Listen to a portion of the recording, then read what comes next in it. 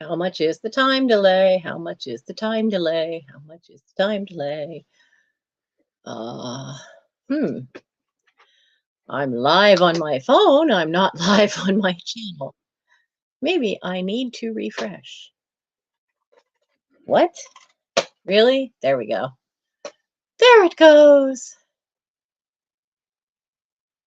How much is the time delay? Geez. How much is the time delay? Whoops. I completely. Oh, where is my technical difficulties? Strike again. Where is my little bar? There we go. I need to turn the sound way, way down to practically nothing. There. There we go. Oops. Nope. God, I haven't been on this computer in so long, it's making me sign into everything. Oh my goodness. So hello from this overstuffed house. It is so nice to be back. Things have been very hectic here with my brother and in and out of the hospital. It's not been fun. Now let me get this to where it will catch up to me. There we go. Speed it up. So who's here? We have Nora's here, Linda's here, Sherry's here. Hello, darlings. How are you? So and as soon as I walked in here, I knocked over a whole box of stuff that's like right out of camera sight. And I had a can of soda in it. And I don't know what hit the can of soda, but suddenly the soda had like 5 little pinholes in it, like spitting out everywhere. Just really, really tiny ones. It was a interesting start to the evening. Hello, Rig. So Gary he's home. He's home. He has a visiting nurse and a social worker. Let me tuck. Oh, I can't tuck them in. I can't get them out. Put them in there. He has a visiting nurse and a social worker that come. The visiting nurses come Monday, Wednesday, and Friday. Social worker checks in once a week. His doctor's office, the nursing staff, and the social worker all call me once a week because they've figured out real quick that he doesn't always tell the actual truth. He gets this vague kind of like about eating vegetables. He told them all at the hospital, well, I get them in when I can. I'm looking around going, when, where? When did he eat those vegetables? Oh, when he actually ate something I cooked that I hid them in? Oh, but otherwise, no. Oh, like I said, his judgment skills are not perfect. He had an accident. I think I was only 15, and he put himself through the windshield of his truck. So, and he was always kind of slow to pick up social cues even before then. So he might have Asperger's, but he's in his 60s now, and with having brain damage in his past, they'll never really know. So so he's got to live with somebody, and Gary came with the house. But I'm getting worried. I'm really getting worried. He has yet to tell me what the kidney specialist talked to him about. He's avoiding talking to me. That's never a good sign. So they usually call on Friday afternoon, and I'll find out then what's going on. They were testing him for Addison's disease, which can cause kidney failure. Kidney specialist is who he's saying. and or he's just flat out got kidney failure on one of the kidneys because it's too small. It keeps blocking up. His potassium's not staying in his blood where it belongs, and his body's not making enough blood. For a man and his height and age and weight, his blood count should be a 13 or a 14. When he went into the hospital the first time, it was 5. They let him out, it was only 7. It's up to 9. It's still just 9. It's not where it needs to be. That's still too low. And it's, I can't say it's not worrying me. I can't say it's not stressing me. I have been not working on my house because I've deliberately been doing things that help de-stress me, like read a lot or listen to music, or work on the scout stuff. Just because we only had January to try to get a lot of these 14-year-olds up to where they need to be. So that's been a lot of work on my part because I took the lead on that and figured out a whole plan for January, and we followed it. We have one thing left that has to get done on next Wednesday because somebody's got to bring in a canoe. But it's, so I am trying to take care of myself, but that does mean I'm not diving in and digging on my own stuff. For a while there, he was too weak to go up and down the steps, and my knee just has blown out between physical therapy on a Tuesday and then on Wednesday nights I'm walking around at Scouts for 2 hours. I'm on my feet for 2 solid hours. I haven't really recovered from physical therapy, and then I have physical therapy again on Thursday, and it just was destroying my right knee. I'm getting to the point where I need to get another one of those gel shots in between the bones for the arthritis, and the knee will swell up and I'll start feeling, if I turn the wrong way, I'll start feeling bone rubbing on bone. I'm not due for that shot until like the end of February. So I've got to baby that along, take care of my own health, but up and down those steps, that's an issue. The foot is getting better. The planners therapy is working. It is getting better. It's always extremely stiff in the morning. So besides the exercises for my back, I now have exercises for that foot. So now I spend the first hour that I'm awake before I ever even leave my room doing all these stretches and things. And I'll hear the cats outside the door. Sometimes they're throwing themselves at the door and making it bang because they want to know I'm awake and they want to come in.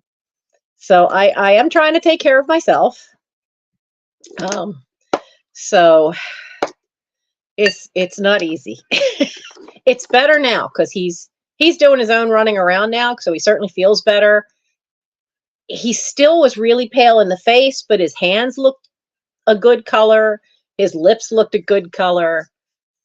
Today he looked a little like there was a little bit of color in his cheeks. He's still a little paler than he should be, but it looks like it's better. But I asked how the doctor visit went, and he changed the subject. So tomorrow, after I talk to the doctor's office, then I'll talk to him again and not let him avoid me. But I did, for my own sanity and recovery time, I did move my therapy to Friday mornings. So I have it Tuesday and Friday now because I was just destroying that damaged meniscus. And I can't be having that because when that goes, then they're going to want to operate. I got other things that need operating. I got those hernias yet to deal with. So who's come in? Val's here. Hello, darling. So, yeah. I had really intended to have a live last week, but it just, he was back in, and then they,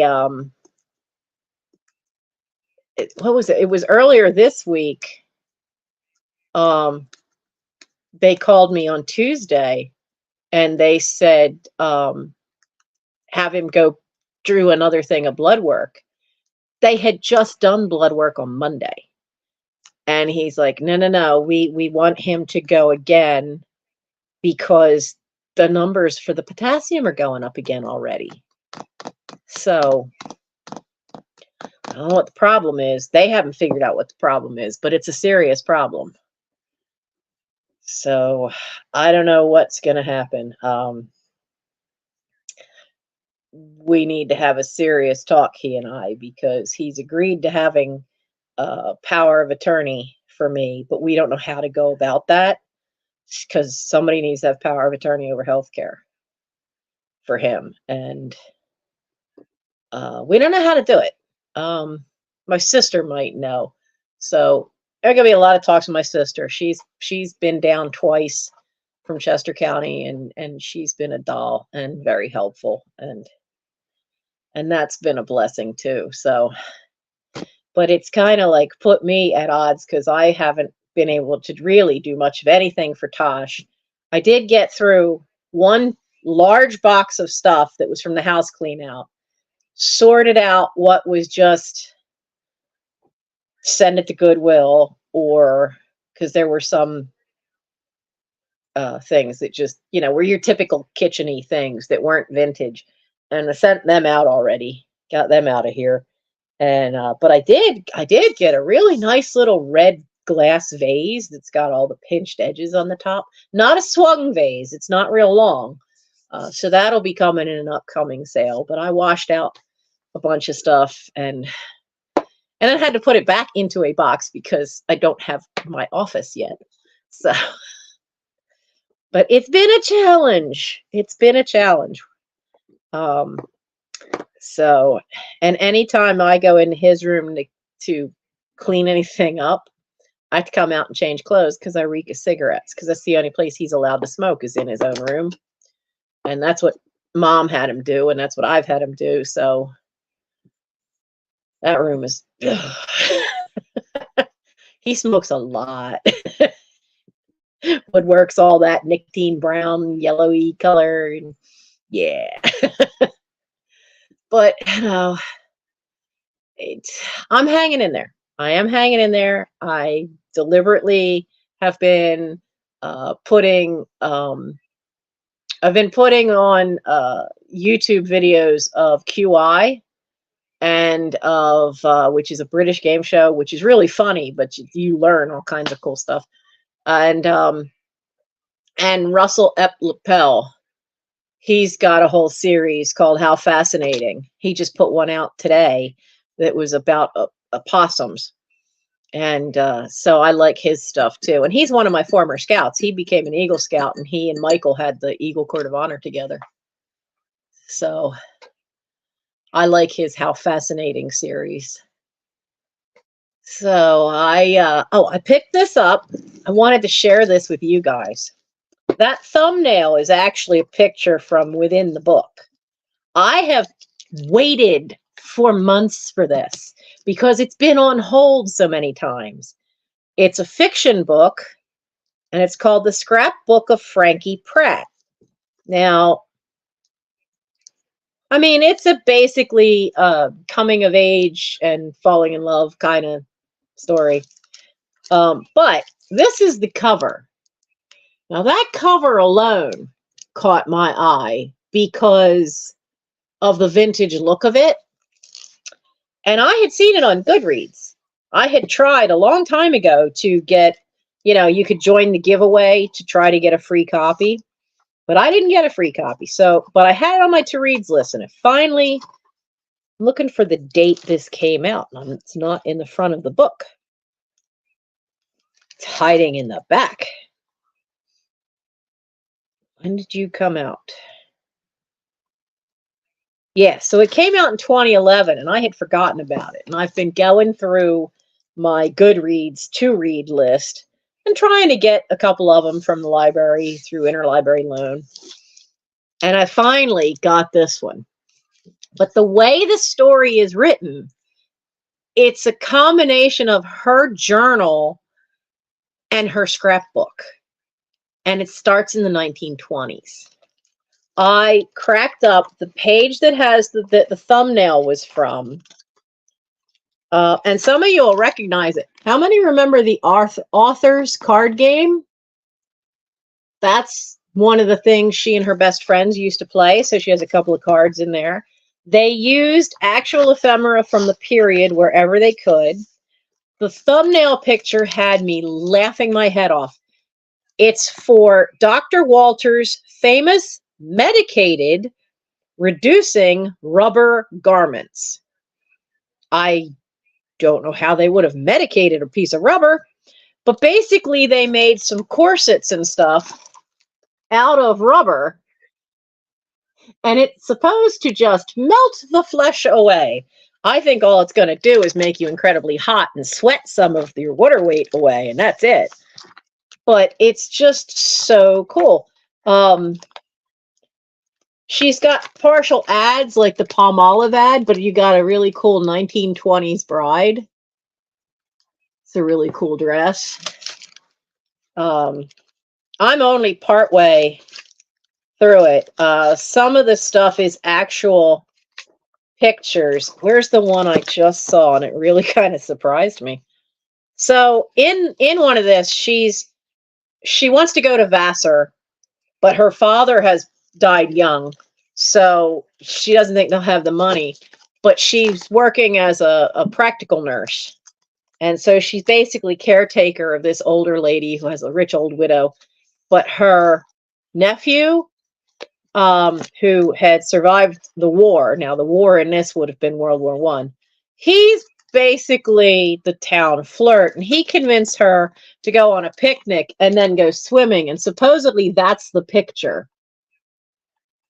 So there's actual like real vintage photos that are put in there, but the opposite picture is when she goes into his room at the old lady's house and there's a picture of his wife. She didn't know he was married. He's basically there scamming the old lady out of money. I had to laugh because one of these pictures I saw at the Delaware Art Museum. And I think that might be an Ellen Pyle painting. There were a couple of women that were taught by Howard Pyle, and they did quite, and one of them was, I think her last name was Pyle, was Ellen Pyle. She wasn't related to him, though, I don't think. And they did a retrospective of some of these women illustrators from our area, and I'm pretty sure that was one of them. So it's just full of these gorgeous old images. Now, here she's up to Valentine's Day. Look at all the cool little, I love the pansies because I love pansies, especially purple and yellow ones. But even the bear is a Valentine. The white bear. It is just so cool, and it's just so different. I've never seen a novel presented this way. And then when she has the thing for graduating Vassar, there's an actual picture of a tassel in there with Vassar's colors, a graduation photo from 1924 of Vassar, even an old commencement thing for Vassar. So it must have taken them forever to find all the stuff to fit into this story. It's just amazing. Now, let's see. Where's some of the other really cool ones? Where is the one?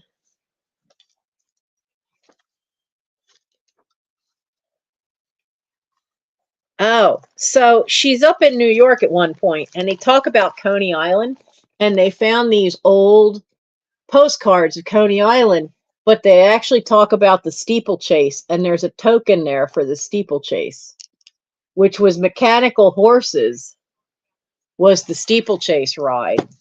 I've seen old black and white movie, the newsreels that they used to show.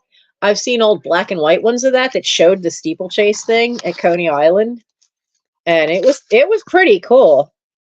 But it's just, if you guys can find it, it's just such a delight for the eye. Now, I've only had it today, and I haven't had a chance to read more than about 12 pages. She goes to Paris at one point, so she's got an old map of the time and some other old pictures. I love these full body images because there's a lot of those. So there's a lot of fashion things in here. You know who it reminded me of going through this book? Warren, and he just showed up. It really did kind of remind me of Warren with the way this book is set up. Here's the one.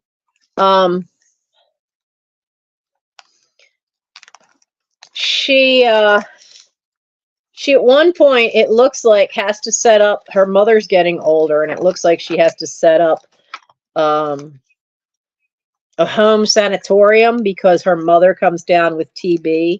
So she ends up going back home to this little town they live in. But look at the pictures for this. You know, these are all things that are supposed to be what she's doing: making healthy food, learning how to garden, doing the laundry, making healthy meals. You know, and I love this one because this one, the Arm & Hammer baking soda, and it's one of those little giveaway cookbook things. Libby's milk with the little cow. It's just so cool. Hey, Lorianne, how are you?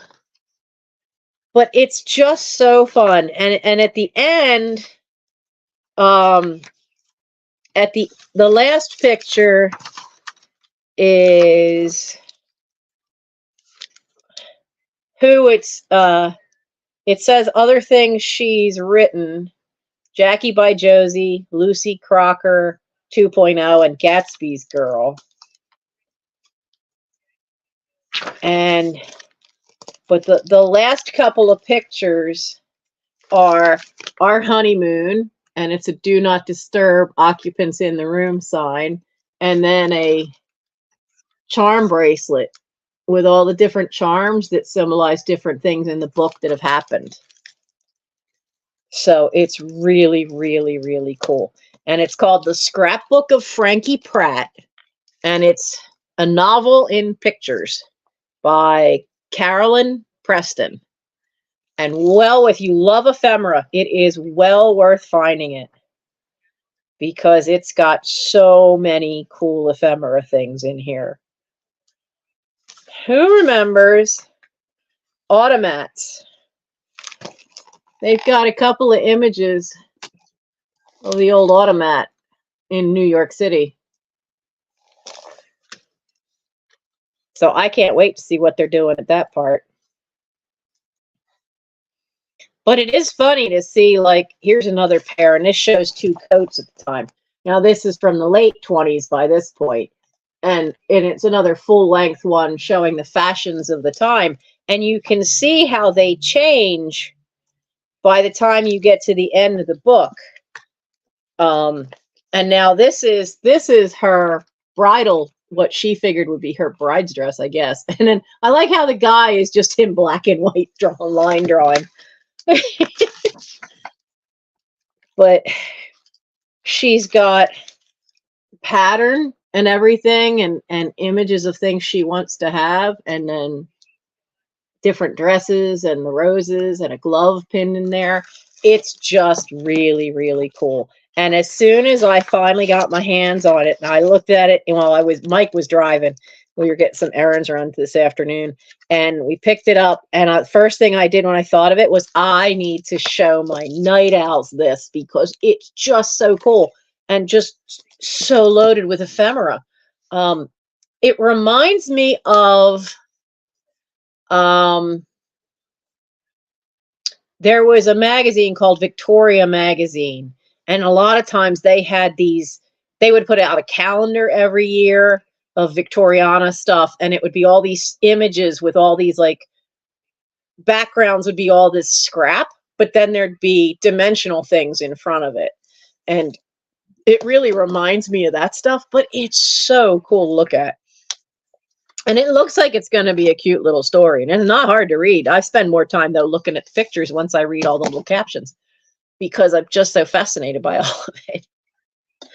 And I'll let you know if I like, she talks about a Corona typewriter at one point, and I'm pretty sure, where's the photo of it? Because I'm pretty sure that's the Corona typewriter she gets. I'm pretty sure I have that one.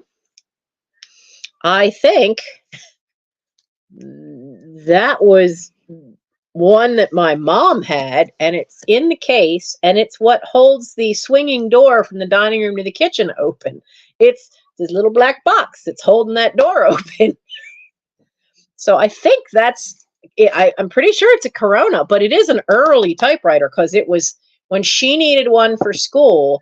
It was a secondhand typewriter, so it was a really old one even when she got it. And she never got rid of it because it worked so well holding that swinging door opened. Because you couldn't, with 4 boys, they are always playing with it and smacking each other in the face with it. So she needed something heavy to just prop the thing open and leave it there.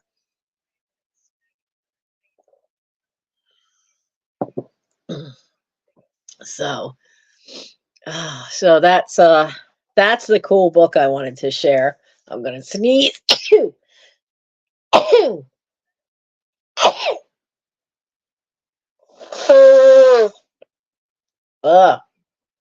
I remembered to take the blood pressure medicine, forgot to take allergy medicine today.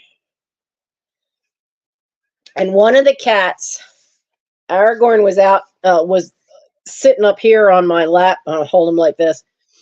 And about 20 minutes ago, and I can tell he has popped into Gary's room at some point because he reeks of cigarettes.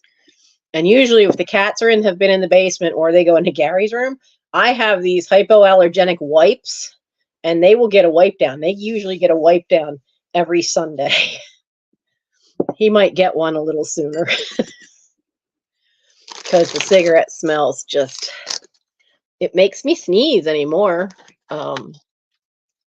We had to book it out of Walmart because we were over on the side, because I had to get another gas canister for the little camping thing I have upstairs for making tea upstairs. And I should have bought more hot chocolate. I forgot.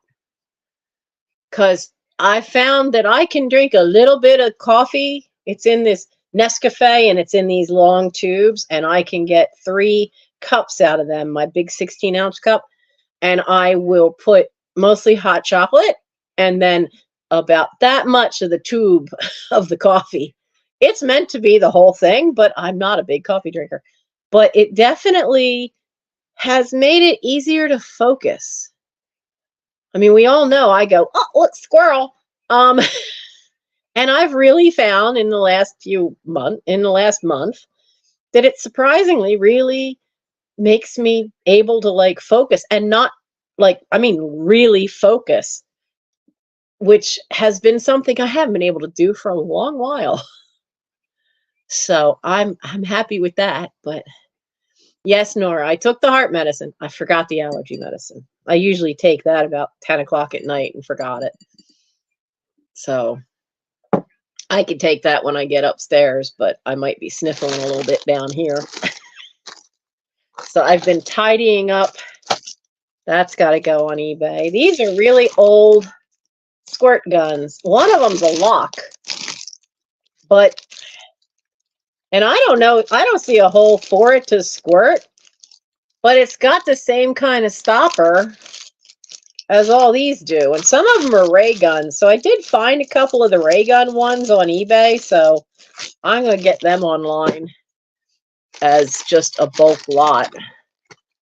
I've been trying to putter around different parts of the house, mostly upstairs, where I've just been cleaning and going through stuff. And because especially when I come back from physical therapy, I don't walk so well. I'm fine for about an hour, and then after that, it just, gets real sore. And it's because it swells up a little bit. But then I've noticed that on Wednesday, they were stiff, but didn't hurt in the morning. And they were stiff again this morning, but didn't hurt. So we'll see what they are tomorrow when I have physical therapy tomorrow morning. And unfortunately, I think the visiting nurse is coming while I'm at physical therapy tomorrow. That's not good, because I would like to talk to her. I really want to talk to her. Oh, no wonder the Christmas card came back. She did move. Better hang on to that. So I'm just tidying and fussing over little stuff while you guys are. These are what I use for my Boy Scouts for their advancement postcards. I still have a bunch of these left. I think I can get through. I think I can get through this year, and then I'll be out of these airplane postcards. I've been using them for a couple of years now. The stack was like about 10 inches high. I think it was about a 10-inch high stack of postcards that were all Boeing. They're all Boeing planes from all over the world and all kinds. Jets and the big ones and a couple of military ones and yeah. So can't talk right tonight. So I've been using them for the Scouts. They like them. They think it's fun. They're like, Miss Krause, where'd you get these? I tried to find out if Boeing, like if they were a giveaway or something for employees, because I picked them up at a yard sale, and it was some gentleman who had retired from Boeing back in the 80s. And he was getting older, and so he and the grandkids did a yard sale. So when I told him what I was going to use them for, he went in, because he only had like little packets out. When I told him what I was going to use them for, he says, wait right here. He went back in the house, and he came back with a shoebox and gave me all of them. So that's how I ended up with all those Boeing postcards. Now, some of the older ones that showed the World War II planes, those I sold on eBay, but most of the others I've used on the boys. That's another pen. I'm just tidying up my desk while I'm sitting here. So how have you guys been doing on your own challenges? Has everybody been moving forward? I mean, it's okay if you haven't. It's dreary weather. All across the country has had days where it's just kind of been dreary. Oh, that's not what I'm looking for. I'm looking. See, I have this, which is a pin made by Colport porcelain, but the back came off. And I need to glue the back on. And the back should be here on the desk somewhere. I haven't found it yet. It's here somewhere. Oh, that's where you guys are. Look. My Doctor Who earrings. Well, one of them anyway. I wondered where those were. But, okay, that goes to somebody.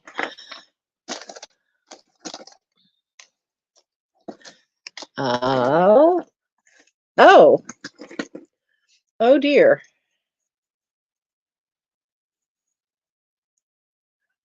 That's the base to a little bank that was a pink baby shoe.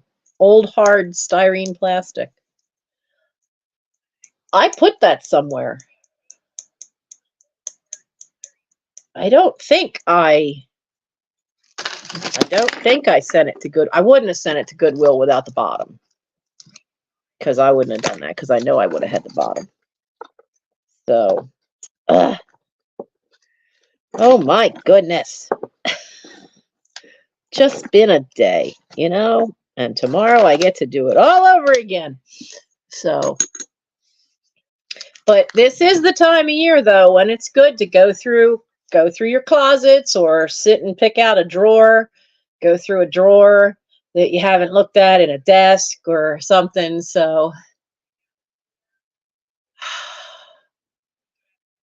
okay, between Russell T. Davies saying it's season 1 and his bullcrap about Davros being in the chair, I want to just slap the man. And I love his writing, but I want to just slap the man.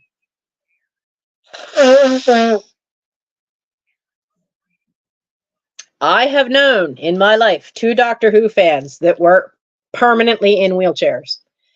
And they loved that Davros was in a life support that they felt was similar to being in a wheelchair.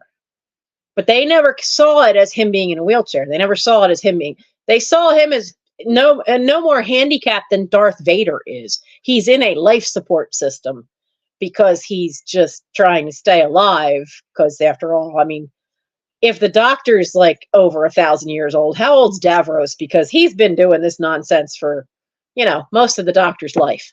So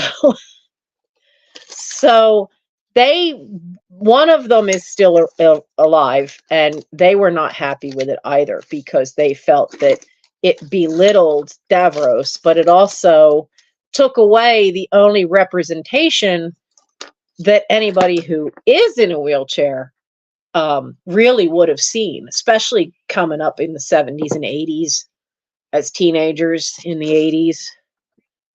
They were not happy with it, and neither am I, because I think it's very misguided because he never asked anybody in the handicapped community that is in a wheelchair. He just made this idea up on his own, and that's not how that should have happened.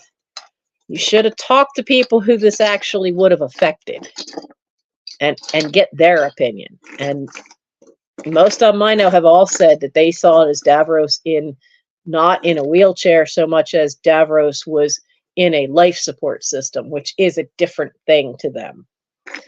So he's ticked off a lot of the fan base. Oh, I know what that is. So I'm not happy about it, and I think it's nuts to be going back and renaming it season 1.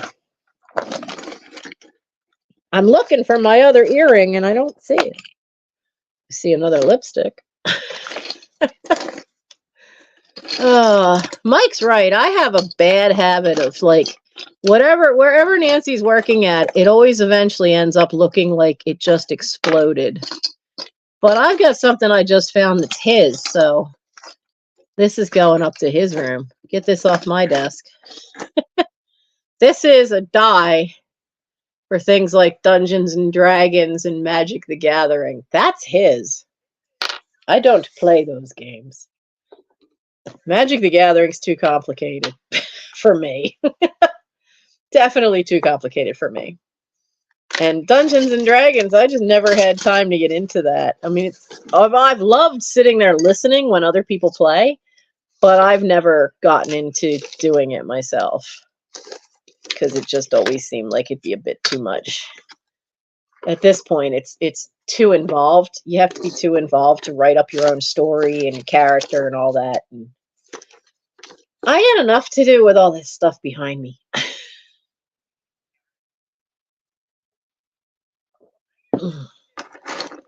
Well, I started watching Doctor Who in the 80s when they were showing the first series. That's all right. Not everybody is a Doctor Who fan. Lorianne, you're probably a fan of other shows.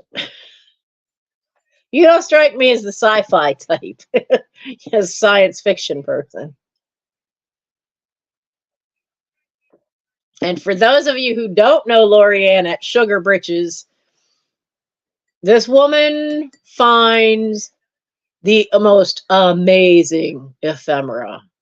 Nobody's got, I mean, it's just amazing stuff she finds. It was on the public broadcasting system in the 80s. It started in the 60s. And in Britain, it's actually like one of the longest running TV shows that they've ever had. I think it ranks up there with EastEnders and maybe Coronation Street for having been on forever. And it did have times when it went off the air, but then they brought it back. And it's still going. But now the BBC made some deal with the devil because they made some deal with Disney. And that never ends well. So we'll see how what happens with that. And so the guy who's producing it now and writing for it, he made a big deal of referring to the new season as season 1. You've already had how many years since the reboot? I mean, seems kind of silly to start renumbering it all over again. So I watch some reality TV, not much though. And I haven't seen American Pickers in a long while. I used to watch that. I've seen a couple of them where they would go in and do up somebody's house. Queer Eye for the Straight Guy has been fun. And now it's just that's the old one. Now it's just called Queer Eye. But they do the same thing. They go in and they help somebody out. And what other ones have I seen? We've been watching a lot of movies and a lot of anime lately. Except I have some horror movies I actually want to see. But I won't watch them at night. And Mike doesn't want to watch them at all. I want to know what the fuss is about the movie The Ring. And so I haven't. I realized there's a website called listchallenges.com. And I went through this list of movies, and you can click off what ones you've seen, see how you rank with all the other people who have done the same with that list. And I went through, and it was like 1980s horror movies. And I realized I've seen a lot of the original ones. Oh, wow. The Ring is the top. Oh, yeah. The funniest one I've ever seen that's supposed to be a horror genre is from Sweden or Denmark. It's called Dead Snow.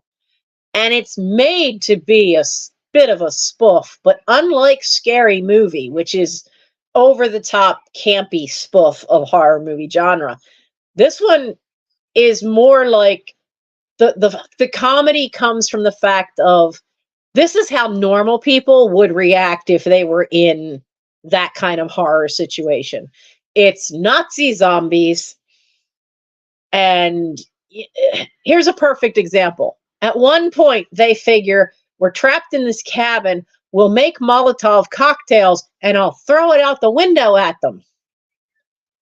Except, he opens the window, and he throws it, and he misses. And he hits the actual frame of the window, which now has set the cabin on fire that they're all hiding in. Yeah, and the whole thing is like that. It really was funny because it really is what real people would probably react and how they'd handle it if zombies attacked, Nazi zombies at that. And I found out recently that they made a sequel. I am trying to find that one. Oh, she's a bendy. Yeah, bendies are creepy. I saw enough of that when I saw the original Silent Hill movie. Oh, yeah. They're bendy, crawly. Yeah. That's why I won't watch it in the night. I will not watch that at night. One of the movies that freaked me out the most is actually, it's psychological horror. It's Sam Neill is in it, which is why I watched it, and it's called Event Horizon. And it's in space, so it's a bit science fiction to it. But that ending gave me nightmares for weeks. Literal nightmares. I won't watch the movie again. As much as I like watching Sam Neill perform, I will not watch that movie again. But when I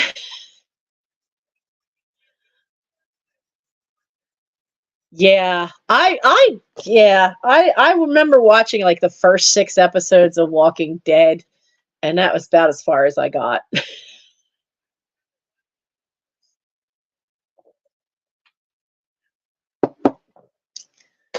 What was the movie? There's a movie with Woody Harrelson called Zombieland. And they just, in the last year, I think, put out a sequel. You might like that one, Lorianne, because it's a comedy more than it is a horror. So, oh, when I was young, oh, Trilogy of Terror. If you ever saw it, the third story, well, the second story was no help because I don't like spiders. And a guy is in his apartment, he squashes a little spider, puts it in the sink, runs some water, runs down the drain. Comes back, spider's a little bigger. Smack down the drain. Goes back in with his sandwich and drink, with his plate and his drink, his empty glass to go wash it. Spider's a bit bigger.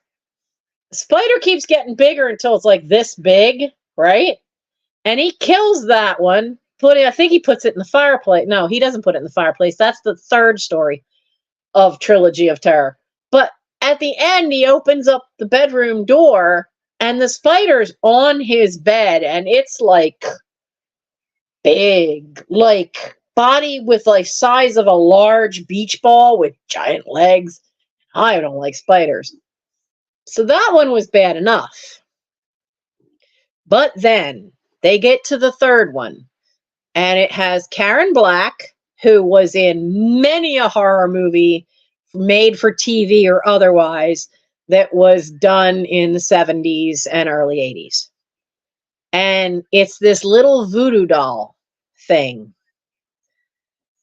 And you must never have the gold necklace fall off where it comes to life because it has a demon inside the doll. That creepy little shit. No, that thing still creeps me out as an adult. Oh, oh yeah, yeah. It was from Trilogy of Terror, and I don't know if it was made for TV movie or if it was, because in the 70s was a big thing of making movies for TV, like the Poseidon Adventure was made for TV, and they weren't in the movie theater, some of them. They were just strictly made for Friday night television.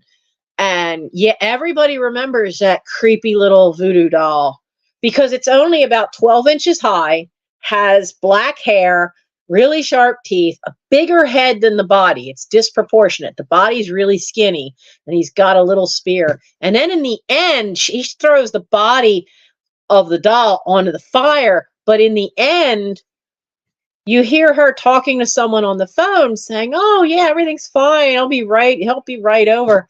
But then you see her with the butcher knife, and she's got the same grin as the doll, and her hair is all wild. And so the spirit went from the doll to her now. And that's how it ends.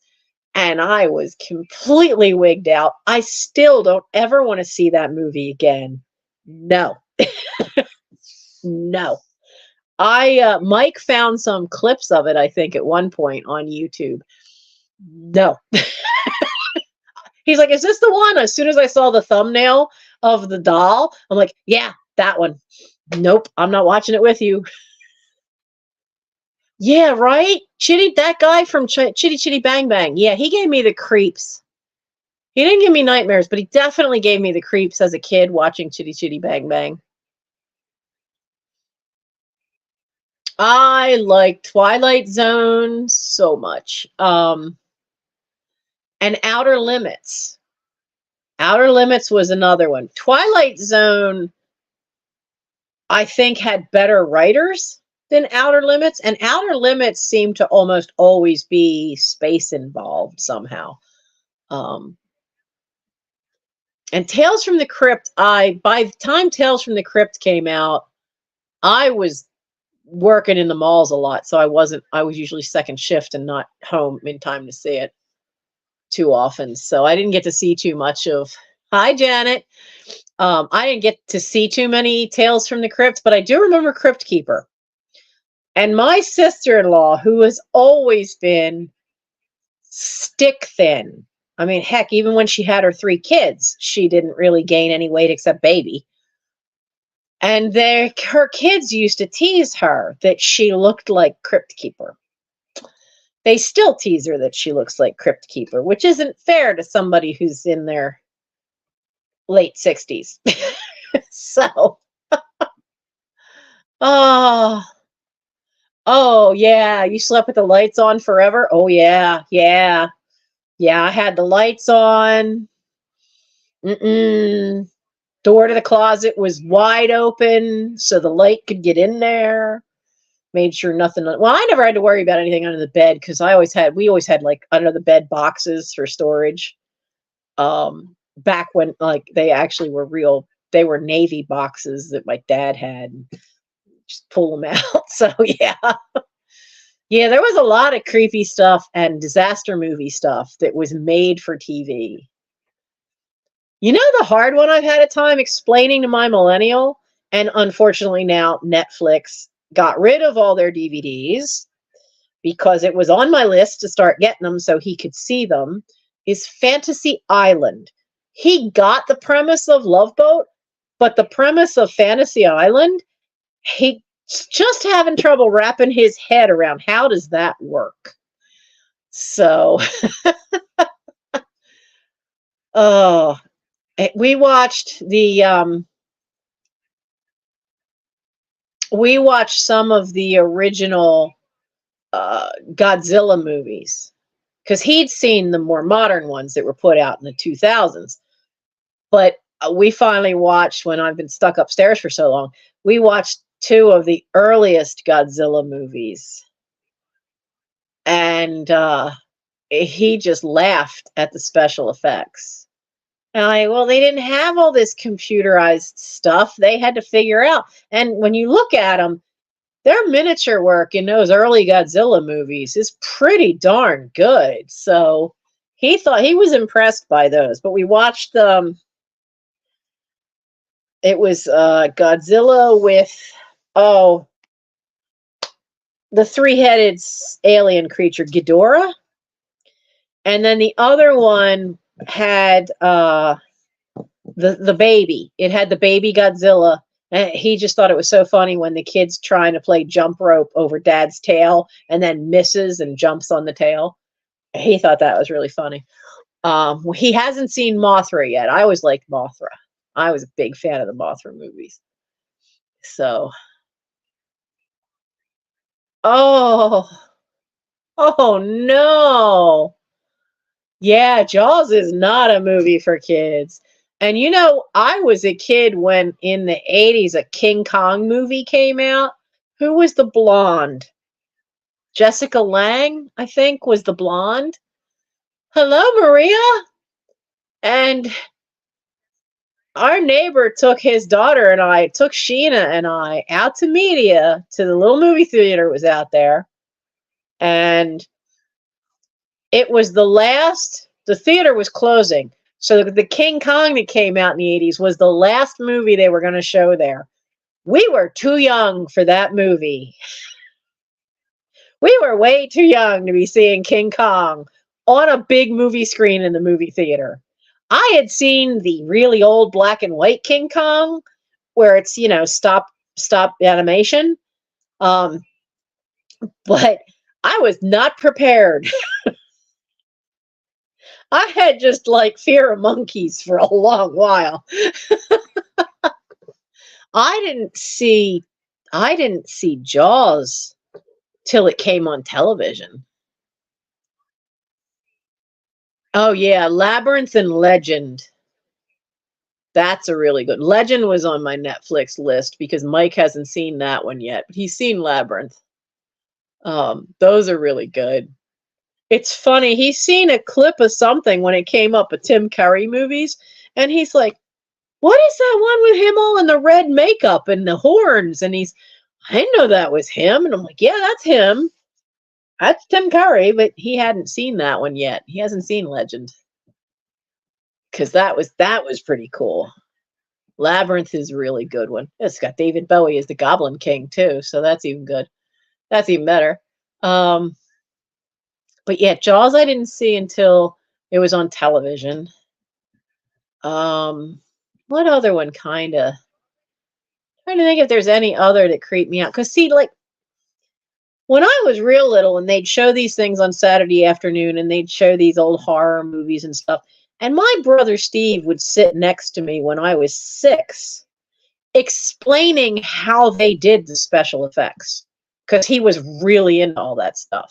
And he would tell me how you look for the wires. And I've noticed something that some of these movies, when they get digitized, they take out the little mistakes of being able to see a wire or anything, so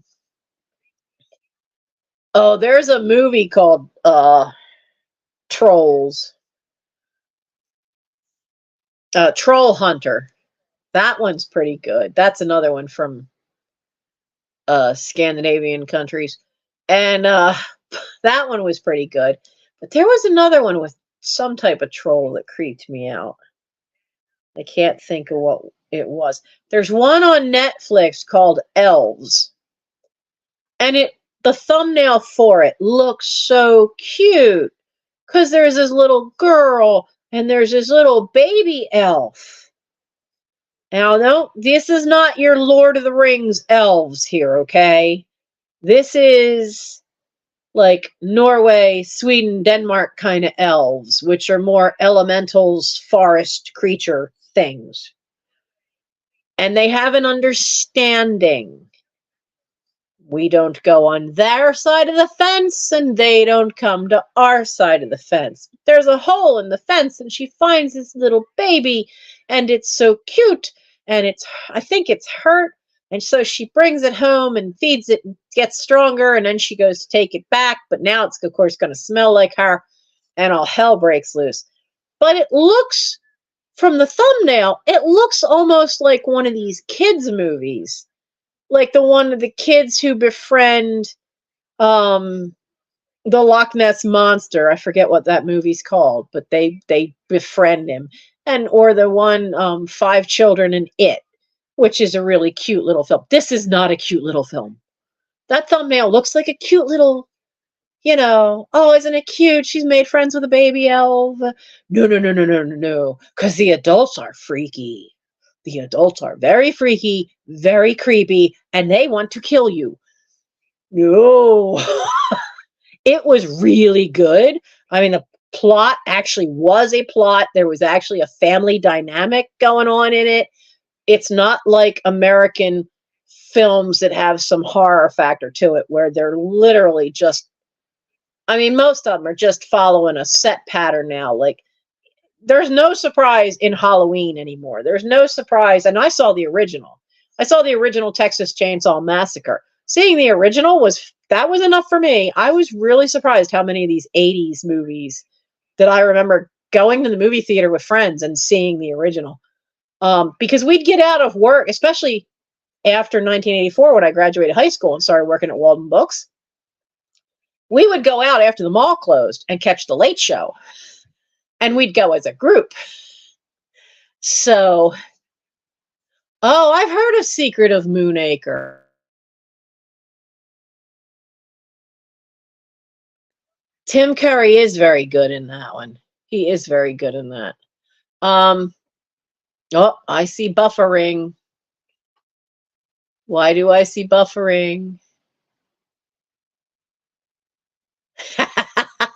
Motel Hell, I haven't seen in a long time. I remember seeing that one too.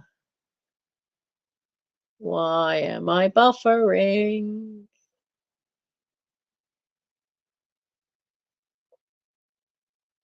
I hope you guys can see me, or am I buffering for all of you? Oh. What are you doing? What are you doing?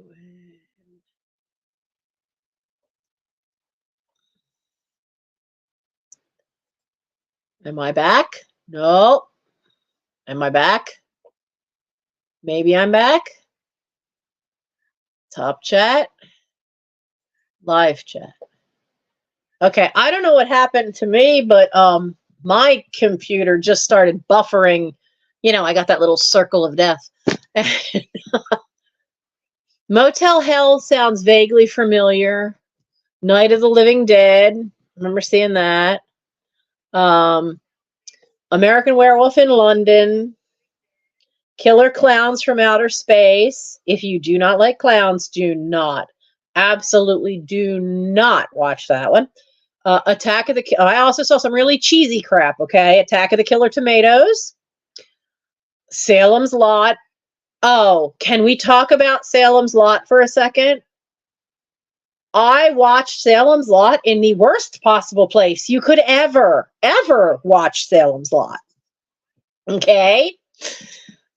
I was on a trip with the Explorer Post, which is... Explorers were a co-ed branch of the Boy Scouts. So here's a bunch of 16 and 17-year-olds. Salem's Lot is on. We know it's on that weekend. We all want to see it. We're staying in a cabin in the middle of the woods that has power. So what do? We turn all the lights off in the cabin, and there's all these bunk beds to sleep on, but the latrine is an outhouse that's so many yards down a trail in the woods. We have this little tiny screen to watch, and we are all glued to that. The only light in the cabin is the fireplace. Now, the adults know we want to watch this, and they go, yeah, fine, it's not our thing now. And there's a little off room for the adults to sleep in. So they're all in there. I don't know what they're doing or talking, whatever. And we're all watching the first half because it was shown in 2 parts. We are in the middle of the woods on a full moon. We can see the lake through the trees. We are in the middle of nowhere. We are in the worst possible place to be watching a horror flick. And we watched the first half of Salem's Lot. And by the end of it, we were all sitting on the floor, and every one of us had our arms linked with somebody else because we were all completely creeped out. It's over. It's fine. As soon as it ends, we hear a banging on the cabin door, and Wade White was a wise ass. Wade White was our adult advisor, our adult leader, and he took his bridge out, so only like half his teeth were here, and this was a big gap. And he's showing the flashlight up from under his chin and walks in the door and goes, "Hi!" And everybody screamed. And then everybody laughs. He flicks the light on. He goes, "Okay, the movie's over. You guys need to get to bed." And then we're all starting to climb into bed. And we all get into bed, and then somebody says, "I gotta go to the bathroom. I don't want to go out there alone." And the minute this guy said, "I gotta go to the bathroom," well, then the other 7 of us went, "Oh crap, I gotta go too." Okay, well, what if we all go together? So we go, and everybody's like got a hand on somebody's shoulder, or is holding hands, or is linked arms, and we're all walking through the woods to this latrine, and we're all waiting for everybody to go in, do what they got to do, and then come out. Well, one poor guy was left. Now, over on this side, the latrine's in front of me. Over on this side is a cliff. Straight shot up stone. And we hear some rustling up there. We don't see anything. We're all like with our flashlights. What was that? Hurry up. Guy says, I'm trying. I can't do what I got to do with all this pressure. So we're all like freaking out though, because we hear a little more. And then we heard a twig snap. And all the flashlights went to the top of the cliff, and all the flashlights caught were two little eyes shining at us. Lots of screaming and running ensued as we all left and went back to the cabin. That poor sucker got left alone in the outhouse in the middle of the woods. We had all abandoned Ryan. That poor kid. He probably has nightmares about that to this day. But we just left him there. That poor guy. And the next morning, it took a long while for us all to go to sleep. The next morning, though, Wade, the adult advisor, insisted that we had to go up and check out that top of that cliff, because we had to pass, the hill to get out of there went up this steep incline, and so you just would walk right over. You could walk over to the top of the cliff because it's right by the edge of the trail.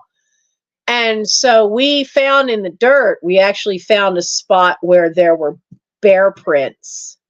So what we saw was the eyes of a bear looking down on us. But, a bear means that those eyes are about, maybe 24 inches at least off the ground, looking down. So that's all we saw, was something that was about this high with little beady eyes reflecting the light. And we just lost our shit and ran.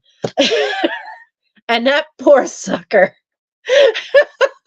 When the adults heard us come back in like that, they're like, well, where's Ryan? And they're like, he's still out there. So they went out and got him, because none of us would go. They weren't going to leave him out there. And we're all like 16, 17, and 18, because Explorer Scouts goes till you're 21. Now there's Explorer Scouts, which are very career oriented, and Venture Crews, which are very high adventure camping skills kind of thing. And so you could be in it, even as an 18-year-old, and like they were like, nah, we gotta go get this poor guy. I felt so bad afterwards, but we just all were like scared out of our minds. And that was how we watched the first half of Salem's Lot. And after having that, the following weekend was the second half. It seemed almost anticlimactic to be able to see the second half in the safety of my own home, even though I was watching it alone. My mother was doing sewing, so if she kept checking on me, she walked down this hallway between the dining room and then the playroom where her machine was, and she's like, "You okay? You all right?" Because she apparently, all the parents had gotten a call from Wade about how we were on the weekend and how we all freaked out. So, what was the other one? There was Salem's Lot, Phantasm. I remember seeing Phantasm, but there was another one besides Salem's Lot that was a two-parter that was shown. Was it? I think that might have been Phantasm, that they showed that on TV as a two-parter. Hellraiser was in the movie theaters. But yeah, there was a lot of that stuff made for TV movies that were coming out. Oh, remember all the disaster movies? Because there was more than the Poseidon Adventure that were all these. There was something, Inferno, I think, was one. Oh yeah, Rosemary's Baby. I had spent 5 years in Southern Baptist run Christian schools. Rosemary's Baby, The Omen, and Amityville Horror completely freaked me out, because 5 years of having the King James Bible shoved down your throat, and all my friends were Catholic. We used to do our theology work together, our homework.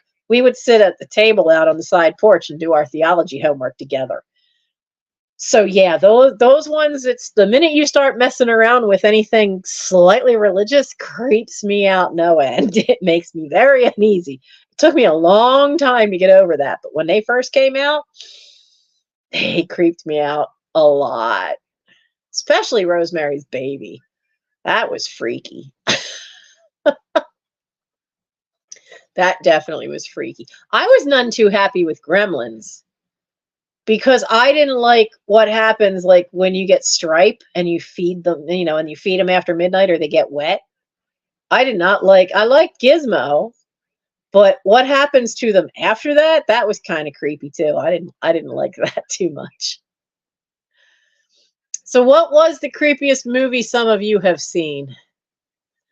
Oh, Puppet Master. I've heard of Puppet Master. I can't deal with anything that's got puppets or dolls. I think part of it is from that trilogy of terror, but part of it was I was way too young, and my eldest brother watched, they had put Barbarella on TV, and I sat there watching it with him. Now, mind, I'm 6. I was too young to be seeing Barbarella because there's a scene where there's these like Chatty Cathy dolls that are, the ones that are about 3 feet tall, and they're little demon suckers that have sharp metal teeth, and they all start biting her. They all try to attack her, and I can't. It took me until I was in my 40s, early 40s, I think, when I finally saw the Barbarella movie as an adult. And still was like, ugh. But anything Puppet Master, I can't. Anything that has dolls. Like there's an episode of Doctor Who where there's a guy with a ventriloquist dummy. Didn't like it. Didn't like it. Didn't like it at all. Did not like. I think it's one of David Tennant's, and I wanted no parts of that. Just don't like them. Yet I grew up seeing like it was not Senor Wences, because he used his hand for the puppets. Who was the guy that had the puppet that was Madam? He was on all the talk shows and a lot of the game shows. I remember him being on Hollywood Squares. And I can't remember his name, but the puppet was named Madam. Very flamboyant, feather boa around her neck. And then there was somebody else who had... There was somebody else back then that had... and don't say Charlie McCarthy. I'm not that old. There was somebody else that was a comedian that had puppets back then. And I was kind of okay with those, but not too many of them. And Lamb Chop. I didn't like Lamb Chop either, but even as a kid, I didn't like Lamb Chop. I don't know why. Lamb Chop was kind of creepy to me. Oh. Does anybody remember in the 70s, Night Gallery? By then, Twilight Zone was off the air. You didn't have Rod Serling around anymore. And they did one called Night Gallery, which was a bit darker than Twilight Zone. Very definitely more horror type stuff. And Roddy McDowall was the host for Night Gallery. That had some real creepy stuff. That had a lot of creepy stuff. I saw a Japanese creepy horror one. It's just called House. And I can't tell if it was meant to be a horror movie or an LSD trip nightmare. It's really odd and strange. And part of it's animated, part of it's all kinds of film movie tricks from like I think it was made in the 70s. It's really, like, some parts are creepy, other parts are laughable because of how cheesy it is for the special effects, because we're so used to, like, computer stuff now. But what song is in your head, Nora? See, I only vaguely remember Lamb Chop because I was like Pixan. I know the name and I remember what she looks like, but I was too young to really see Pixan. She's more my brother Gary's generation, seeing Pixan, and he got to see. They used to show Huckleberry Hound was one of his favorite cartoons, and he can remember seeing F Troop and Petticoat Junction during their original run. I saw F Troop and Petticoat Junction and Green Acres in reruns. So, oh, the song that doesn't end, is that where that came from? Because that's shown up in a couple of things over the years. Is that where that started with Lamb Chop? I didn't know that. I did not know that's where that started from. I think that eventually showed up on Big Comfy Couch. All I cared about was not watching Barney. Michael did not watch Barney. I hated Barney. Oh my goodness. Yeah, there have been some really bizarre horror flicks, and some are psychological. Event Horizon was really creepy for how it did psychological. There's one called Oculus, which is about a haunted mirror. The spirit's trapped in the mirror. That one's really well acted, but it really messes with your perspective a little bit, because that's what the mirror is doing to the brother and sister. Karen Gillan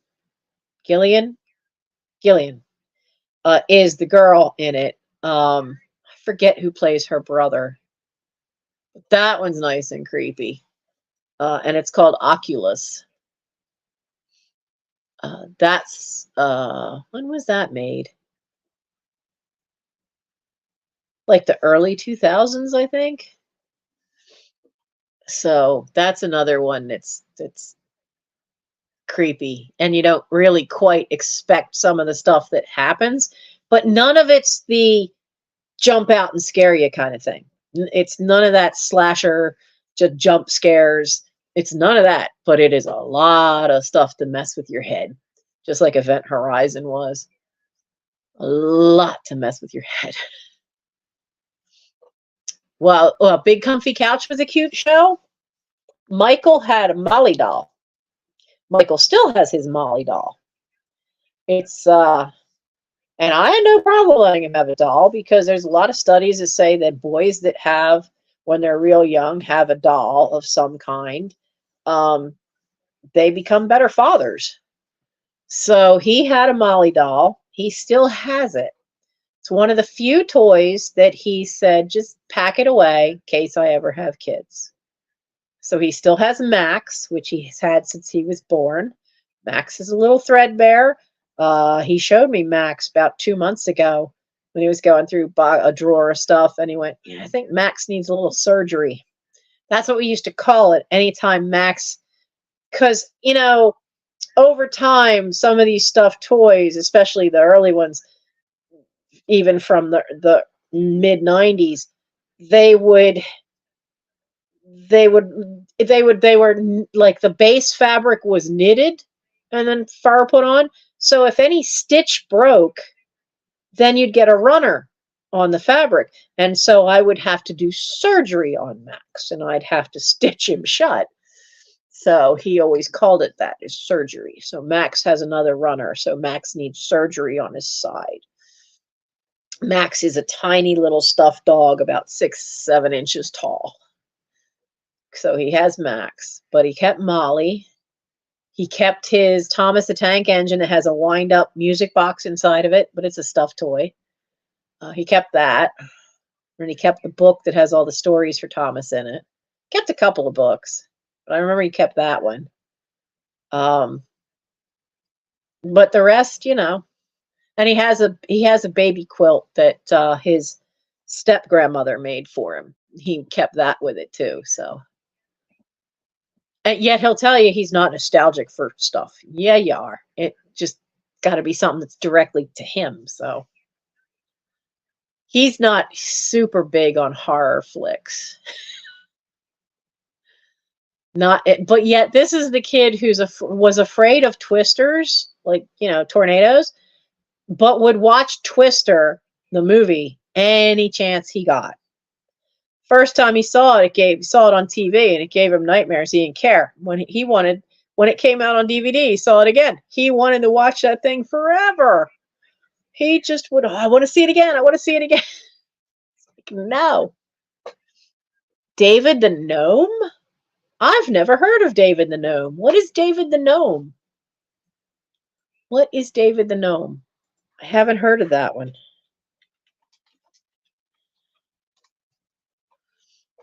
The World of David the Gnome. Oh, voiced by Tom Bosley. I know who that is. A Spanish animated TV series based on a children's book, The Secret Book of Gnomes, by a Dutch author, Will Huygen. English dubbed. Was produced in Canada. Narrated by Christopher Plummer, and the voice of David the Gnome was Tom Bosley. Tom Bosley, I think, was the dad in 8 is Enough. I don't remember that one. There's an episode. I don't want an episode guide. I want to see pictures. Show me some picture. You don't have any pictures? Oh, come on. That's the Wikipedia. Images. Show me images. Huh. That looks cute. The pictures look cute and vaguely familiar. But I don't think I've ever seen it, because it really looks like the characters from the Gnomes book. Oh,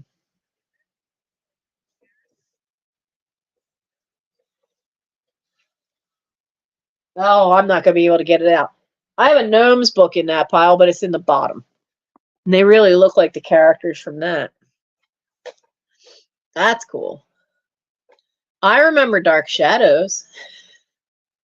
And I couldn't figure out, when I rediscovered Dark Shadows in my early teens, because by then it was being shown on the New Jersey public broadcasting station. And if the weather was good, you usually could pick it up and watch, what was that? New Jersey was channel 23 on the UHF side of channels. But if there was a thunderstorm, forget it. We could never get the signal. So, but I kept watching this, and I'm going, why do I know Barnabas Collins? And I said something about it once to my sister, because she got married when I was 13, and I think I rediscovered it when I was 14. And I said something to her about it, and she just started laughing. And she said, when she was in high school, because she's 14 years older than I am, when she was in high school, they would run home real quick because it was shown in the late afternoon, Dark Shadows, and had been for years. So they would, her and all her friends would run home from school to sit and watch Dark Shadows. And I used to sit next to her and watch it. And I was like 5. And she says, "Do you remember the werewolf?" And I went, no. But there was somebody named Quentin. Well, Quentin was the werewolf. I didn't know that because the PBS station hadn't gotten that far. They were showing just the early beginnings. And I was so surprised, because I'm watching it and I'm going, there should be somebody named Angelique showing up, and she's a witch. And there's somebody named Quentin eventually, but I remember Barnabas Collins. I actually got to meet Jonathan Frid. He's a really sweet guy. But it was so funny. It's like, you don't really realize sometimes that, hey, I remember that from somewhere. And it turned out to be something from when I was like 5 and 6 years old. But I was watching Dark Shadows again on Netflix, but I don't think I hadn't gotten very far. I was still watching all the black and white episodes that I didn't remember. Because here's the weird part. The PBS station did not start with the black and white episodes. They did the same thing in the 80s with Doctor Who when they picked it up. They only picked it up from the color episodes on. I never knew the first season or so of Gilligan's Island was in black and white until I got a Netflix account and got the discs. I saw the pilot episode for Hogan's Heroes and the first season. Again, all in black and white. I'd never seen those before because when they would put things in syndication, they wouldn't take the black and white episodes. Everybody wanted everything in color.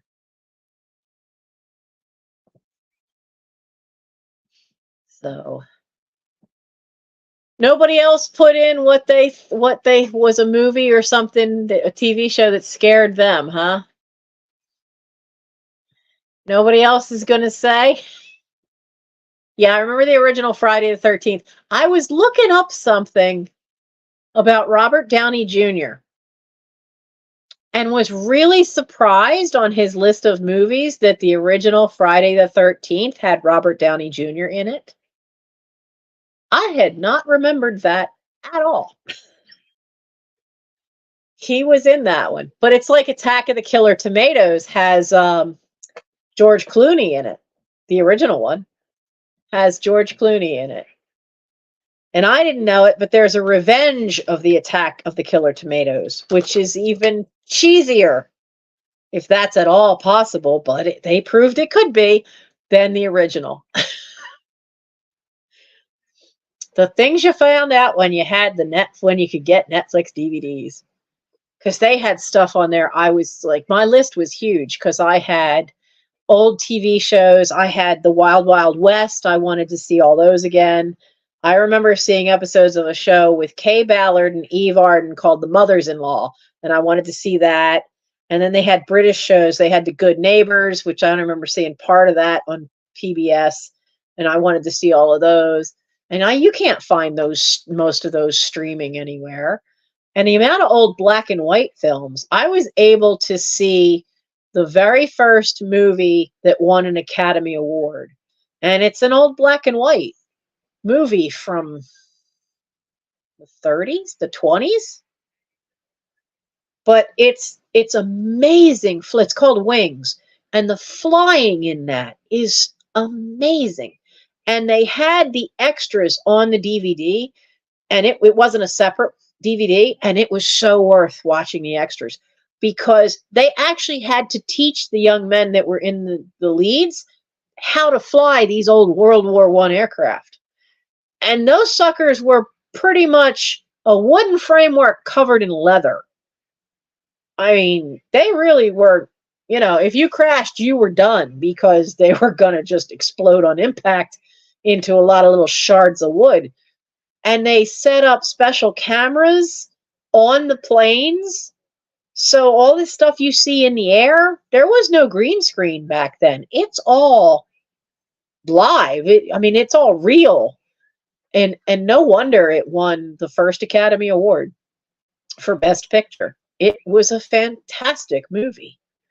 And then finding out what the lengths they went through to get the picture made is just amazing, that they went to that much headache and trouble, but were so creative in figuring out ways to do it.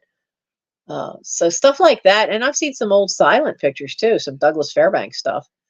You can't find any of this. So with everything turning into streaming services, it's a shame because you got all this classic stuff that shows how things have evolved, special effects, movie styles, all that film noir, which is usually in black and white, because there's things you can do in black and white with the use of shadows that doesn't work in a color film. You don't get that saturation of black and white and shadowing, which you only get in black and white. The best example of that is a murder mystery with Peter Lorre in it called M. And their use of the shadows in that movie is superb. And so if anybody is a real film buff, they're going to have a harder time if they're interested in cinematography and getting a hold of these now that Netflix gave up their DVDs. So I don't know where they're going to find it. And a lot of people, to save money, do streaming hopping, where you only have it for about a month or two and then you go to the next one. I was okay with the first Poltergeist, Linda, but the second and third one they just got creepier and creepier to me. They definitely got a lot creepier to me.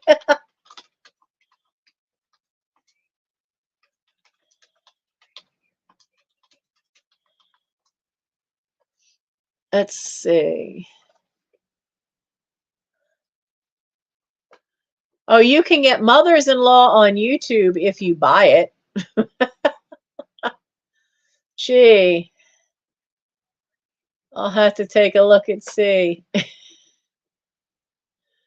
It's supposedly free on Roku. I don't know what that is. Free on Tubi. I've at least heard of that. You have to pay for it on Amazon Prime. And that's it. So yeah, a lot of these old ones. Desi Arnaz was one of the directors. Oh, that's different. I looked it up just to see.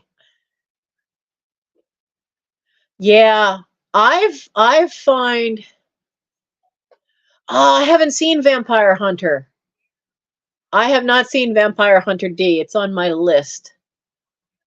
I have a lot of anime to watch. I did a list challenges yesterday that was horror anime, and some of the stuff they listed as horror, I'm looking at that going, no, I wouldn't put the 7 Deadly Sins necessarily as a horror. I wouldn't put Elfen Lied, which had just been on one of the streaming services. I don't really think that one's a horror either. I guess Black Butler is a horror, especially when you have the Jack the Ripper tie-in and the butler is a demon. It's kinda a horror, more a mystery than a horror. So some of it, what they considered horror, were stretching it. But then there were other ones. Vampire Hunter D was definitely on the list of horror anime.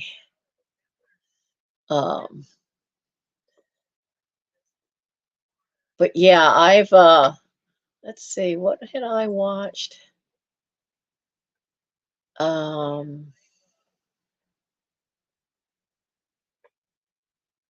There's so many anime that they've put onto where's my list? On Netflix. I think that's what one of the things they're trying to do is to just pick up a lot of anime. There's Death Note is one my son recommended. Pet Shop of Horrors. I don't know that one. 13 Ghosts, I've seen that.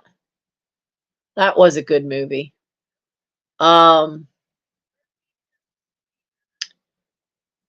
was surprised that somebody I know considered Sixth Sense a horror movie.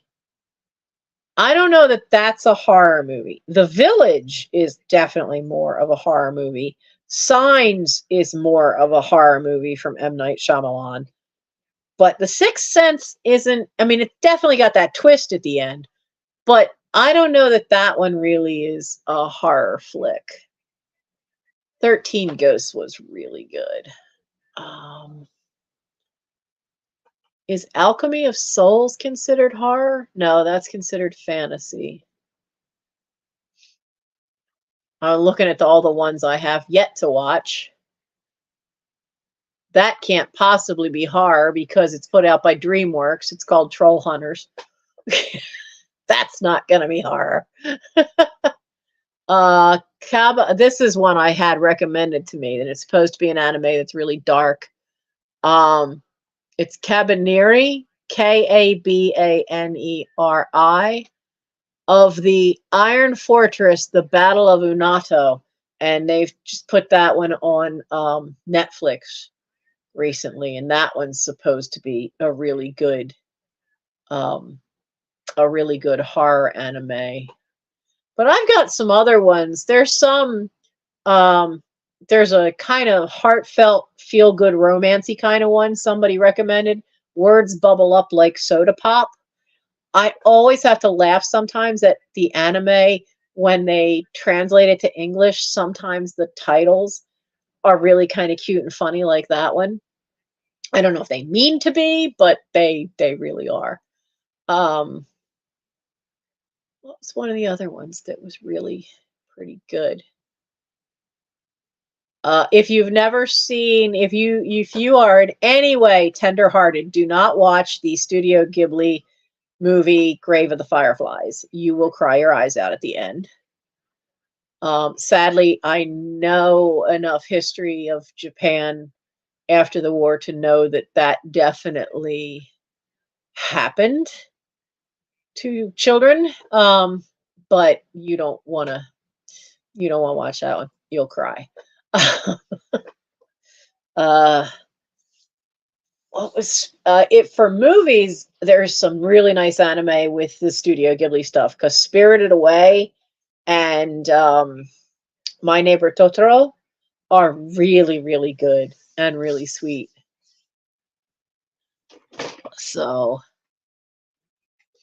Pet Shop of Horrors. I have to look that one up. Oh, I got mail from who? Oh, Katie Reads. That's another YouTube channel. Offering a coupon for a chance to save on some of her stuff. Nice. What was it called? 13 Ghosts. Now, I've seen 13 Ghosts, but I don't remember the poster for that. Ooh, that's the one with that poster. Yeah. Yeah, you're right. And isn't it, can't really see it on the laptop screen, but isn't that face made of all these other smaller pictures of people for 13 Ghosts? But let's look up Pet Shop of Horrors, because that's the one I've never heard of.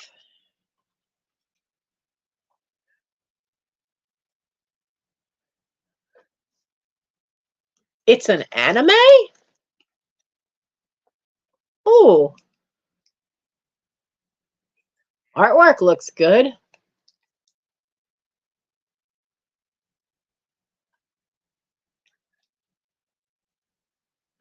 Oh, it's on Prime?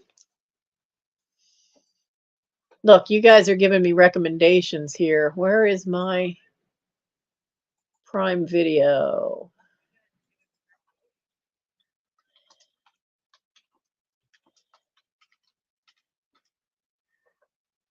When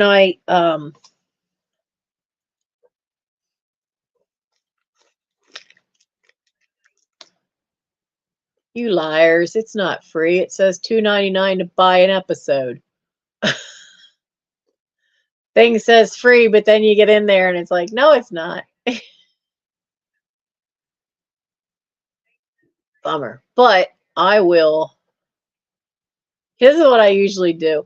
I tag stuff to my list, and then I go look and see if I can find it on any other place. I'll have to hang on to that one.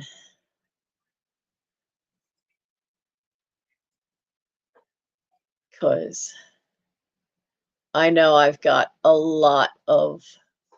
When I didn't have to pay for the Netflix DVDs anymore, we basically split the cost and got Amazon Prime, partly for the shipping and partly for having Prime Video, because they've got quite a few animes. They've got a lot of fun stuff. They've just put out James May from Top Gear. He went to India. Now, I saw his thing where he went to Japan, and it was quite amusing. So I'm looking forward to have time to finally see the India one, which just came out. And they've got back episodes of Top Gear, which Mike and I have had a great time having fun watching that. I haven't seen this yet. They have one called Brand New House on a Budget. They have season 1. It's from 2014, but you know, looking for any tips would be helpful. uh Yeah, they had Being Human, which I had started to watch, but then they made it then they put it on Netflix, dropped it, and it ended up you can get it, but you have to have a script for BritBox, which I don't have. But I have been watching Carnival Row on Amazon Prime. It's really pretty good. I like that one. And besides, Orlando Bloom is really easy on the eye to watch. So, not a problem there, is it? Oh, so we've had fun talking about this. I'm going to keep it to just 2 hours tonight because I have to be up by 8:30 tomorrow morning. Get my stretches in, which will take me till like 9:30. And then I've got to feed the cats, indoor and outdoor, see if I can get Charlie to let me put some medicine on him.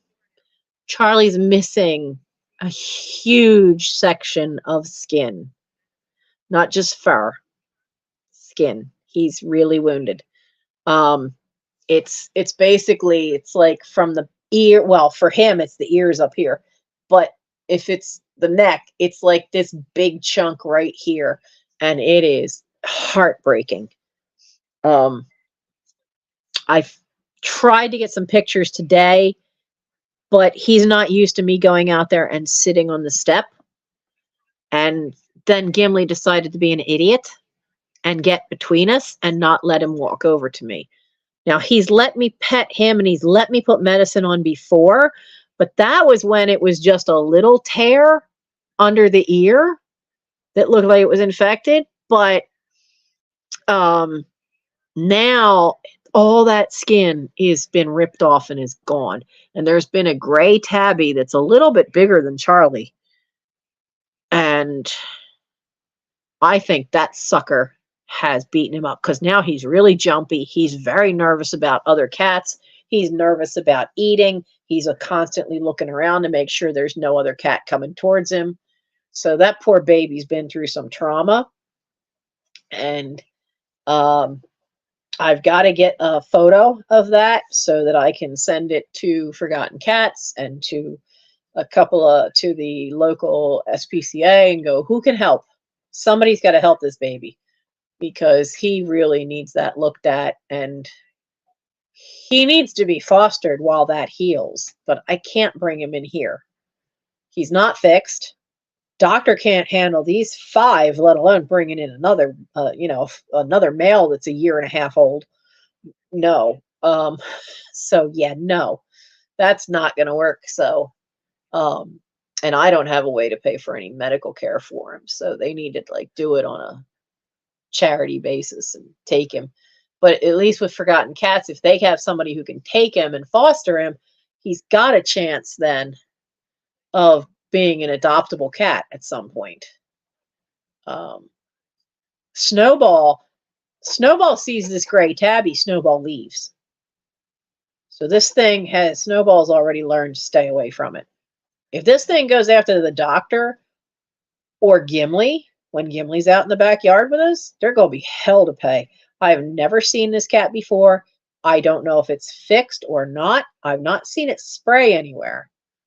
But I've only caught glimpses of it a few times. It is a big, big male. Because females don't tend to get that big. The males do. And he is a big black and white tabby. And he's definitely scared the crap out of Snowball and Charlie. And I felt like, in a way, I felt bad for Charlie, certainly because of being injured. But at the same time, it's like, well, this is what you did to Jack. You bullied him. So I haven't seen Jack in a month now. I've seen him once in the last 2 months where he showed up for some food. So, but this has been fun talking about the different horror movies and a couple of anime. I mean, there's one problem I have with a lot of the TV that's out now is there's not a lot of good writing out there. There's hit or miss, and there's just not there's not so much out there that's good writing, or they're constant. And this is happening in the movies a lot.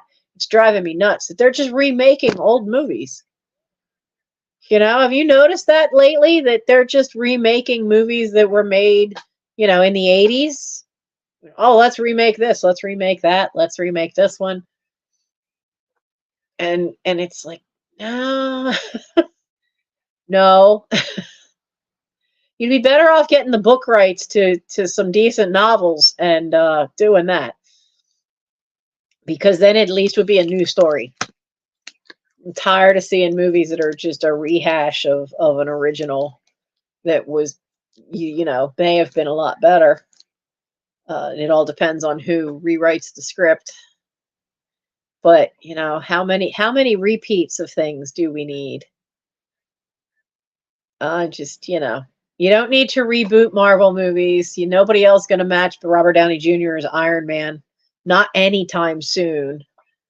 Yeah, it's like they have I know it's so expensive anymore to make a movie that it's ridiculous. But at the same time, they want to make money, so they figure, well, if we remake something that was, a big hit then, yeah, but it's not necessarily going to hit with people now. That's the problem, is that we're trying to capture the magic and rehash something that, especially if it was stuff from the 80s, hey, Gen X is still alive. We all still remember those movies. You don't need to repeat them this soon. We're not dead yet. We're still going and seeing movies. And that's why I didn't like when they redid the Ghostbusters with the women. And it got panned because I think it was too much of trying to repeat Ghostbusters without tying it to the original in some way that would work. And now look, I've got a new Ghostbusters coming out, and it's got some of the original men back who were in the original movies. So that one I hope will do better. But the female ones, just some of the dialogue to me sounded like it almost was a complete ripoff of the original movie from the 80s. And they just swiped sections of dialogue and had the women say it. Now, first off, it just didn't sit right, because you're taking dialogue of a man and a man's point of view and putting it in the mouth of a woman. That wouldn't be the same. And the times were different, but you're using a couple of, I forget what lines they were, but there were a couple of lines where I'm like, wow, that's really dated, and not to the period that the movie's in. It's to the period from when the first one was around. And that kind of really damaged the movie. And they're doing that too much. They really are. And I get it. You want to make a hit. Well, then find something that's decent quality and make it. Don't rehash the same stuff, because we're not going to spend our money. The prices of so much stuff has gone up. Two of the big three egg producers that supply eggs all across the country got caught in a price fixing scheme, which is why the price of eggs went up so high started going up the end of 2022. That's illegal. But nobody went to jail for it, but they just got slapped with a fine. Well, they made a fortune on upping the price of eggs. We're getting price gouged everywhere, and their record profit that the CEOs keep talking about, we're the ones having to pay for it. I don't want to have my movies be like that too, because now going to the movies is going to be rarer than it was before. Because we would pick going, okay, is that a worth the money movie, or is that one we wait to see when it goes streaming and see at home? And that's how we judge our movies. So most things, if there's lots of explosions, it's probably worth seeing in the movie theater, have to admit. You know, my idea of movies is what explodes. Does anything explode? But the last movie we saw in the movie theater was the last John Wick movie. We haven't been in the movies since that came out. We haven't been to a movie theater since then because nothing came out that caught our eye enough to go see it. We wanted to go see the second Black Panther, but there just was too much going on in both our lives, and we couldn't get a date where we both could go together, which we wanted to do, and then it was out before we knew it, so we didn't get to see that one. So they need to rethink their system in Hollywood, because we're not going to spend our money to go just see something that's rehashed. We'd rather see something that's original, or even something that's, you know, a popular book. Because the studios are finding out that making things for the streaming service doesn't get them as much money as it does putting them out in the movie theater. And they do need to recoup that money. So Michael and I have been watching Percy Jackson, the Lightning Thief.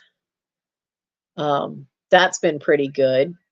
And if you have seen it, and if you haven't, mind you, I mean, that series of books was written as young adult fiction, but it's a good story. And they've got their mythology right.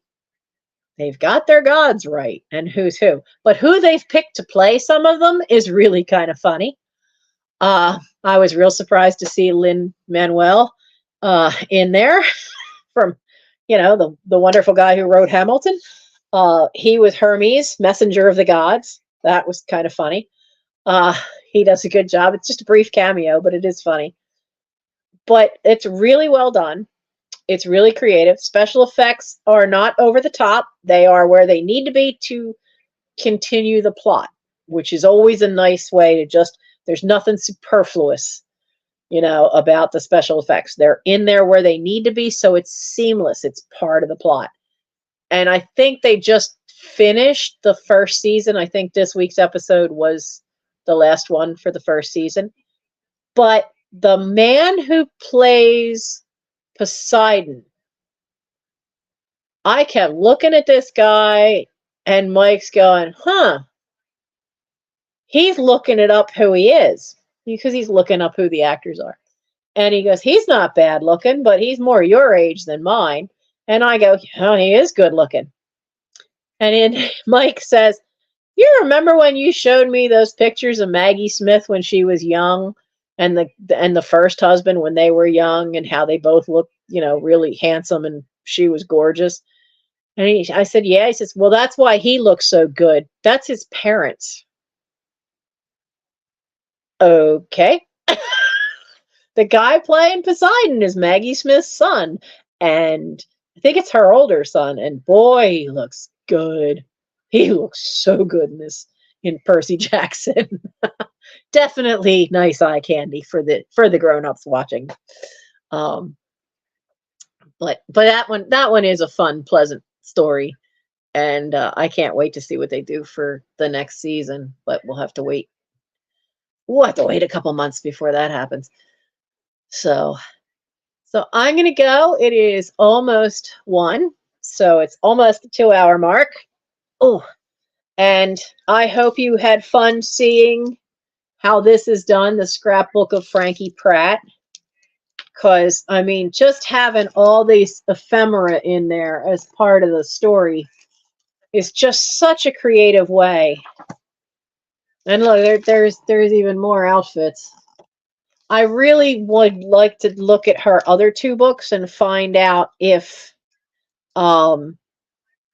they were done this same way, or is this just a one-off where it's done like this, where it's the stories told in blurbs along with the scrapbook images with the ephemera, because it really is really, really pretty cool. Hey, I know that one. That's a Leyendecker, the artist. His last name's Leidendecker. That is on the cover of the retrospective, the art of, is it JC? I forget his first initials. He only ever went by the 2 initials and Leyendecker. But that image is what's on the cover of the book, because I've been trying to get it from the library, but nobody in this county has it. So in Delaware County, for the library system, you can go in and you can do a search, and it'll tell you if it's in any of the other libraries in our county. And if it is, you can request it, and they'll send it to your library, and then you can get it and read it, which is how I got this one, because this is actually from, this one's actually from the Marple Public Library up in Broomall. So this is not local, but it's still in the county. But if you want them to do a search through the national library system, you have to go to the library and request it there and have them do it for you. And I'm probably going to have to do that with the art of Leyendecker, because I love his artwork, and I really would like to go through and read the book, but nobody in this county has it. There's a couple other ones on my Goodreads to read list that are like that, especially the art books. Not everybody's got them. So I'm going to have to ask them. But this makes library book number 10. And so I now have to read 10 of my own books before I'm allowed to get any more library books out. That's the task I've set myself, so that way I don't read more library books than I read books from my own house. I need to read more books from here, and I've set myself a very ambitious goal of 100 books. I used to read 100 to 110 books a year. Usually about 106 was the average. But, you know, in the last couple of years, that just has not happened. And I set myself for 80 last year and only got 60 something, 62, 63 read. But I am determined that I am going to keep pushing that a little harder. I take a paperback with me to therapy so that when I'm on the bike, I can sit and read while I'm moving my legs and riding the bike. When I first get there, they put a heat wrap around my foot to try to get it to relax. And I could sit there and read, because that's on for 10 minutes. So there's 10 minutes of reading. So I'm getting it in. I'm getting some reading in, and I'm getting there. I've already read, I think, 8 books for the year, I think, so far. Where is, yeah, this one's Goodreads. Wow, even this computer.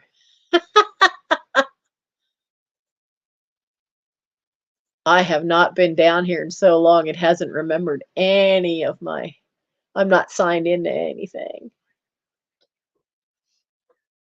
Come on. Reading challenge. Oh, I have to put in Leica. Leica was the first dog that went up in the Russian Sputnik 2.